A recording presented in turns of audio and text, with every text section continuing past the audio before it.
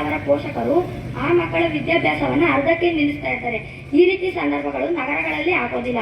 ಯಾಕಂದ್ರೆ ಒಂದೊಂದು ಏರಿಯಾಗಳಿಗಾಗಿರ್ಬೋದು, ಬಡಾವಣೆಗಳಿಗಾಗಿರ್ಬೋದು ಶಾಲಾ ಕಾಲೇಜುಗಳನ್ನು ತೆರೆಸಿರ್ತಾರೆ. ಇಲ್ಲಿ ಮಕ್ಕಳು ಯಾವುದೇ ರೀತಿ ಭಯವಿಲ್ಲದೆ ಹೋಗಿ ಬರ್ಬೋದು. ಮತ್ತು ಹಳ್ಳಿಯಿಂದ ಬಂದಂತಹ ಬಡ ವಿದ್ಯಾರ್ಥಿಗಳು ನಗರಗಳಲ್ಲಿ ಪಾರ್ಟ್ ಟೈಮ್ ಜಾಬ್, ಬೆಳಗ್ಗೆ ಹಾಲು ಹಾಕೋದಾಗಿರ್ಬೋದು, ಪೇಪರ್ ಹಾಕೋದಾಗಿರ್ಬೋದು, ಈ ರೀತಿಯ ಕೆಲಸಗಳನ್ನ ಮಾಡಿ ಅವರ ಕನಸನ್ನ ಈಡೇರಿಸ್ಕೊಳ್ತಾ ಇರೋದೆ. ಈ ರೀತಿ ಸೌಕರ್ಯಗಳು ದೊರೆಯೋದು ಬರೀ ನಗರಗಳಲ್ಲಿ ಮಾತ್ರ, ಹಳ್ಳಿಗಳಲ್ಲಿ ಈ ರೀತಿಯ ಸೌಕರ್ಯಗಳು ಇರೋದಿಲ್ಲ. ಇನ್ನು ಎರಡನೇದಾಗಿ ನಾವು ನೋಡೋದಾದ್ರೆ ಉದ್ಯೋಗ. ಹಳ್ಳಿಗಳಲ್ಲಿ ಬರೀ ಬೇಸಾಯವನ್ನೇ ನಂಬ್ಕೊಂಡಿರ್ತಾರೆ. ಮಳೆ ಬಂದ್ರೆ ಬೆಳೆ ಬಂದ್ರೆ ಅವ್ರಿಗೆ ಲಾಭ.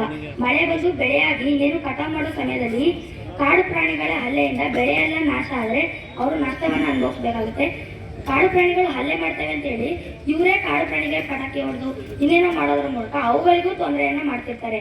ಆದರೆ ನಮ್ಮ ಪರ ಮಾತಾಡುವಂತಹ ಮಿತ್ರರು ಹೇಳಿದ್ರು, ನಗರಗಳಲ್ಲಿ ಫ್ಯಾಕ್ಟ್ರಿ ಲಾಸ್ ಆದರೆ ಅವ್ರನ್ನ ಕಳಿಸ್ಕೊಡ್ತಾರೆ ಅಂತ.